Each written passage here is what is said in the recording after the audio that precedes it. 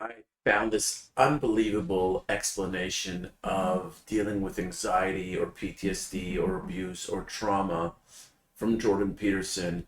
And I think it's really helpful. And it's something that if you know about it or if you know someone that knows or has it, you got to forward them this video and show them what this is all about. Let's see. Vet and currently serving police officer in WA, and I've got PTSD, and I'm at the Marion Centre, which is a mental place, and they let me out today. Oh, yeah? Legally. I just wanted to ask you, how do I move from day-to-day hedonism and ideation and risk the hope and cautious optimism of a long-term life with the conditions I currently have? Or for anybody who might be having complex PTSD and living day to day? Well, I mentioned this program that I have online, this self-authoring program. One thing you might try doing it. So so it's got three parts. The first part is a guided autobiography. And what it asks you to do is break your life down into 7 epochs and 7 stages. Sometimes people do that by relationship or by year or by occupation, however you choose. And then to detail out the most significant emotional events of your life, especially those that still hold some emotional valence. And that would help, because what happens with PTSD in some sense is that the narrative through which you see the world fractures. And because it fractures, your perceptions and your consequent emotional responses become chaotic. And that chaos produces a stress response, a chronic stress response. And so what you need to do to recover from PTSD is to knit the story back together. And I had a client who had PTSD, very seriously affected. She was only 17, and she was so fractured that she was diagnosed with severe schizophrenia.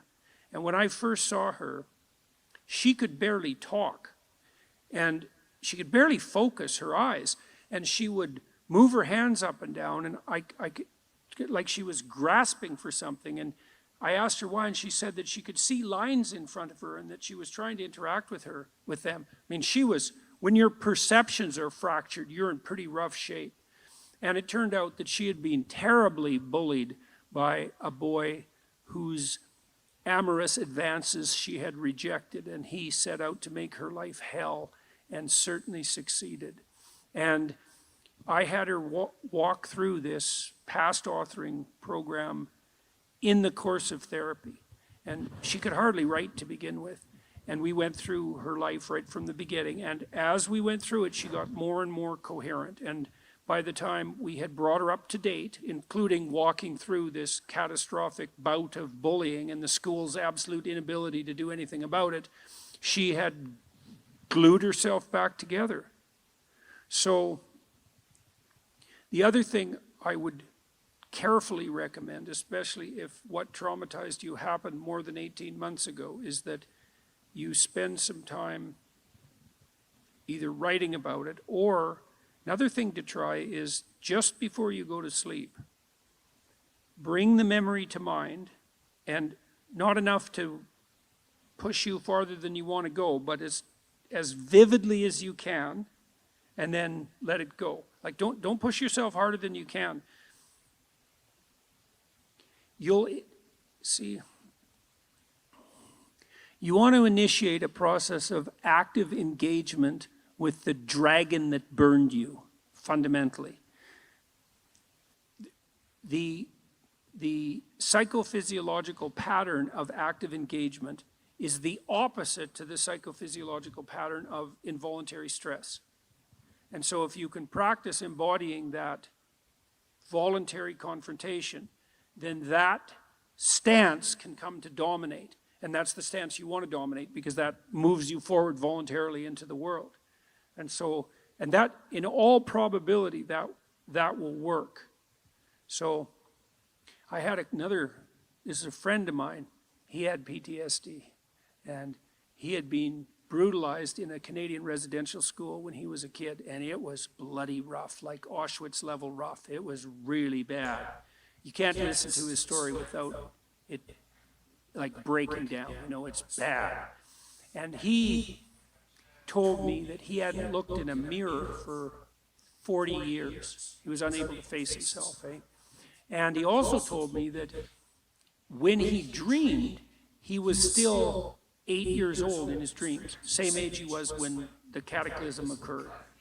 And that he had started to become aware that he was stuck in his dream. He's kind of a visionary guy. He's an artist, this guy. And so I suggested that he spend a little bit of time in front of the mirror each night before he went to bed, just taking a glance at himself.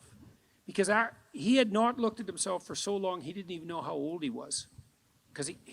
So what happened in his dreams, this was so cool, he started to age in his dreams. So instead of being stuck at 8, then he was 10, and then he was 12, and eventually, he did this for a number of months, eventually he got as old in his dreams as he was in real life. And what that meant, like imagine your dream image it's the representation of yourself in imagination. And if it's stuck 50 years in the past, then your self-concept is in some sense hasn't been updated for that period of time. Just that process of voluntary engagement, which was him being willing to look at himself in the mirror, despite his shame, his deep shame at what had happened to him, that was enough to pull him back together. So this is so fundamental and deep and very hard to do. And there are great coaches, therapists, workshops out there that do this work. And I highly encourage everybody to do this. If they could get into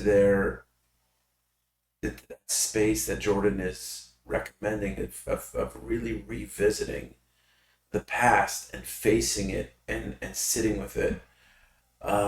It's not easy, but for people that really want to transform their PTSD or their abuse or their trauma, this is a very good tip in how to go about doing it.